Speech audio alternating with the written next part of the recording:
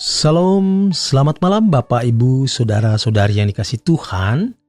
Jumpa kembali bersama saya, Seth Ferry, dalam Renungan Malam Pendeta Dr. Erastus Sabdono.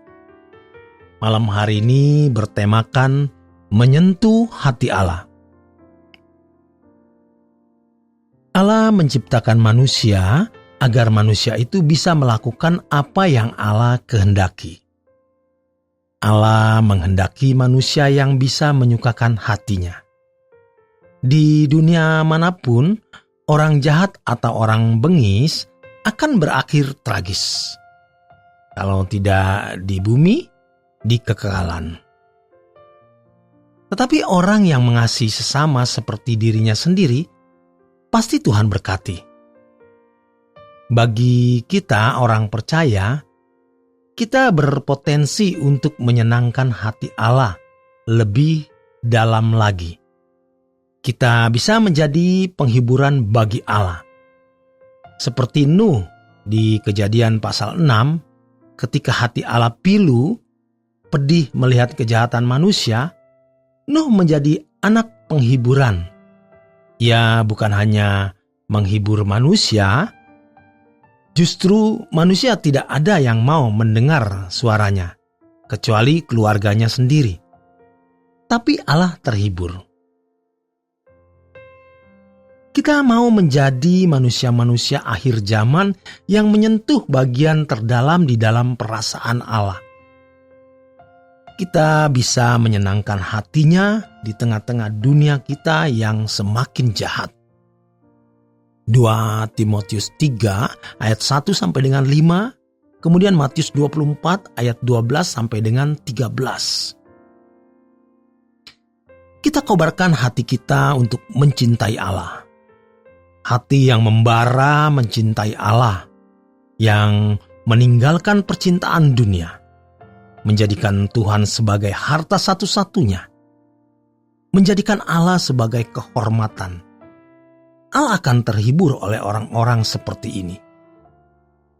Kita harus sadar bahwa kita ini sedang dalam perjalanan. Jangan salah alamat dan berhenti di tengah jalan. Kita sedang menuju langit baru dan bumi yang baru. Seperti bangsa Israel dari Mesir ke Kanaan. Kita dari dunia ini ke langit baru dan bumi yang baru. Siapakah orang yang mau terus bergerak, yang mau terus mengadakan perjalanan dan fokus? Tentu mereka yang mengasihi Allah, yang tidak mencintai dunia. Mereka yang mau berbenah diri supaya didapati tak bercacat dan tak bercelah di hadapan Allah. Orang-orang seperti ini yang akan menjadi kesukaan hati Allah. Kita bukanlah orang yang sudah sempurna dan merasa lebih baik dari orang lain. Kita juga bukan orang hebat, tetapi kita mau nekat.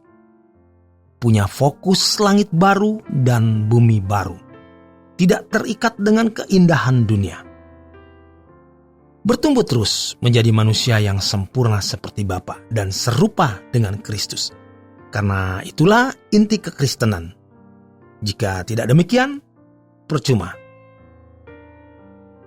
Ingat, ada firman Tuhan mengatakan, ada hamba-hamba yang jahat yang tidak melakukan apa yang diperintahkan tuannya. Mereka dibuang ke dalam api kekal, disamakan dengan orang-orang berdosa. Jangan sampai kita disamakan dengan orang-orang berdosa. Kalau kita hanya menjadi seorang yang beragama Kristen, tidak ada nilainya. Tapi kita mau sempurna seperti Bapa dan serupa dengan Yesus. Di sini dibutuhkan perjuangan.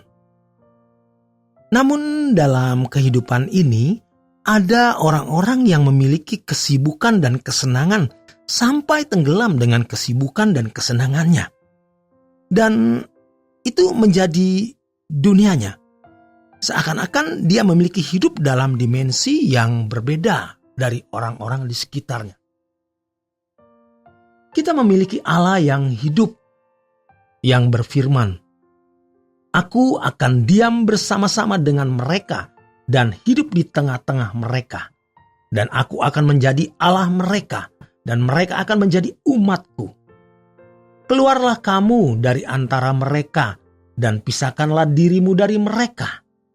Firman Tuhan, dan janganlah menjamah apa yang najis, maka aku menerima kamu.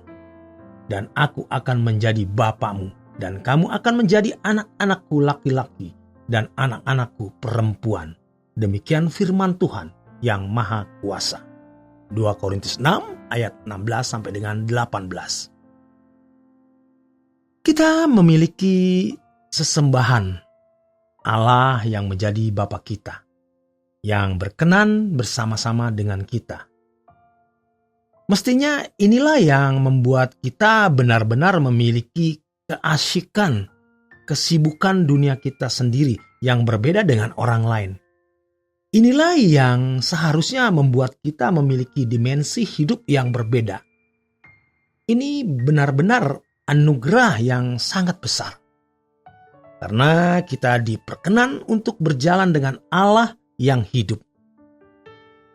Tetapi kita harus hidup tidak bercacat, tidak bercela.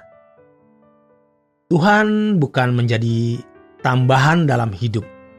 Ibarat sesuatu yang kita konsumsi untuk kesehatan tubuh. Tuhan bukan semacam suplemen. Dia adalah segalanya. Dia kehidupan kita. Dia lebih dari sekedar obat, tetapi dia nafas kita, hidup kita. Memang kita akan menghadapi sulitnya hidup dalam dimensi ini, karena daging kita tidak suka. Manusia lama kita tidak betah. Dia berontak, menolak, ingin supaya kita keluar dari persekutuan dengan Allah yang Maha Kudus. Manusia lama kita bisa menjadi kendaraan, bisa menjadi tempat berpijak dari kuasa gelap. Tetapi kita harus berani mengkhianati nafsu, ego, ambisi kita. Itulah yang disebut sebagai menyangkal diri. Kita bukan saja harus mengatur dan mengendalikan keinginan-keinginan yang bertentangan dengan kehendak Allah, melainkan juga kita harus membunuh, mematikan, tidak memberi tempat atau ruang sekecil apapun. Disinilah kita bisa menyentuh bagian terdalam di dalam hati Allah. Dan ingat, kesempatan ini tidak akan terulang. Kita hidup hanya sekali. Mari miliki dimensi hidup ilahi di mana kita berjalan dengan Tuhan. Seperti Henokh berjalan dengan Tuhan. Kita juga mau asik dengan Tuhan. Dan ini adalah anugerah. Suatu kali ketika kita meninggal dunia, kita baru mengerti betapa beruntungnya kita. Demikian kebenaran firman Tuhan malam hari ini. Selamat berjuang, selamat beristirahat. Tuhan memberkati.